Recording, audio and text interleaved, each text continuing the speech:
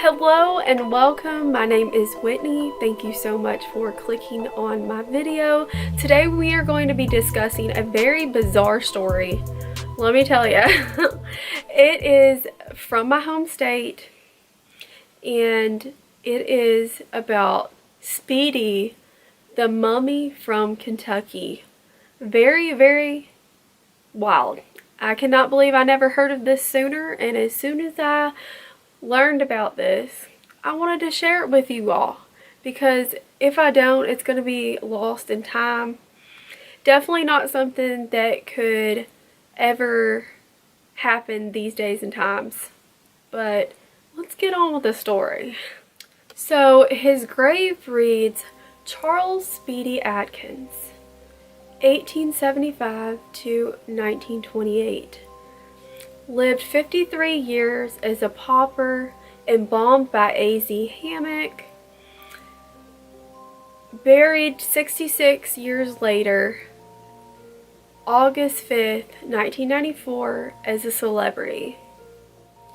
So, very little is known about Charles Atkins' life, or living life, other than the fact that he was originally born in Tennessee, and later in life as an adult, he decided to move to Paducah, Kentucky to find a better job. And it was the day and age of segregation, unfortunately, and I'm sure it was very hard to find a good paying job and have a nice life for yourself. He got the nickname Speedy because of the very fast and efficient way he could strip, tie up, and hang tobacco leaves. Speedy was very known around town. Everyone knew who he was and knew that his name was Speedy, though he was very much a loner. He was never seen with anyone, stayed to himself, although he was friendly. He wasn't married or had any known family members. May of 28, he was fishing on the banks of the Ohio River when two men saw him slump over and go into the water. The two men tried to pull Speedy out of the water, and unfortunately he was already gone and they couldn't do anything to help him.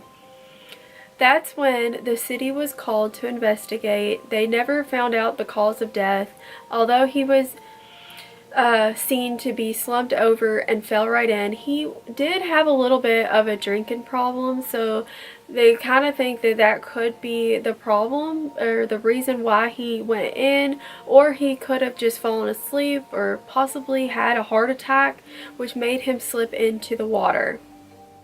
So since Speedy had no known relatives to claim his body, the city sent it over to A.Z. Hammock's funeral home. He was an African-American undertaker. Instead of giving Speedy a pauper's grave, he decided that he wanted to experiment on his body and try to preserve it. This is where things get a little weird. So A.Z. Hammock injected a homemade concoction into Speedy's bloodstream, and it was actually successful. It did preserve his body for the 66 years before his burial. He never rotted or smelled, although his skin did turn like a reddish tinge, and he did sort of look wood-like. A.Z. Hammock was asked many times over the years what he used to preserve Speedy's body. He never said, but he did say the fixins could be found in a grocery store. So after Mr. Hammock preserved Speedy, he dressed him up in a black and white tuxedo, and they put him in the closet of the funeral home. Occasionally they would take him out for viewing. Over the years, people just wanted to see Speedy.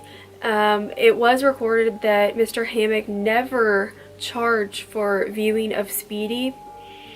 One crazy thing is that Speedy actually got lost in the flood of 37. he floated away from the funeral home. His body was found and he was taken back. Like, what?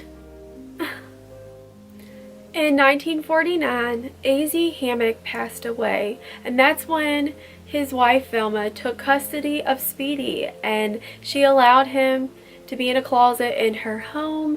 Folks would stop by and ask if they could see Speedy, and she was very nice and inviting and would allow them into her home to come see Speedy and take photos with him. I saw tons of photos of people with Speedy and just smiling next to him, be like, yeah, so she kept him over 45 years. Word got out about Speedy. He was in many newspapers, magazines, and even on television shows.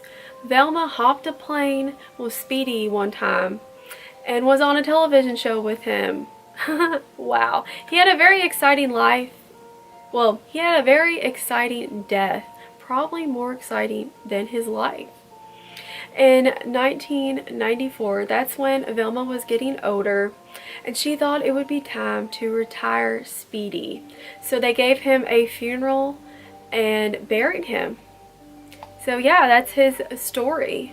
I thought it was pretty wild. Yeah, definitely wouldn't go over these days and times. Kind of reminds me of the story of Floyd Collins, if you ever heard of him. Apparently, back then, a lot of people found it fascinating to go see someone's body. So that is the story of Charles Speedy Atkins of Paducah, Kentucky. Crazy story, I know. I kind of wonder what Charles Speedy Atkins would have thought of this whole fiasco. Like, wow. Either way, I hope that his soul is at rest for sure after being, you know, viewed for 66 years. Definitely wild. Let me know if you have ever heard of a story like this. Have you heard of this specific story? Thank you so much for watching. I appreciate it, and I will catch you very soon. Bye.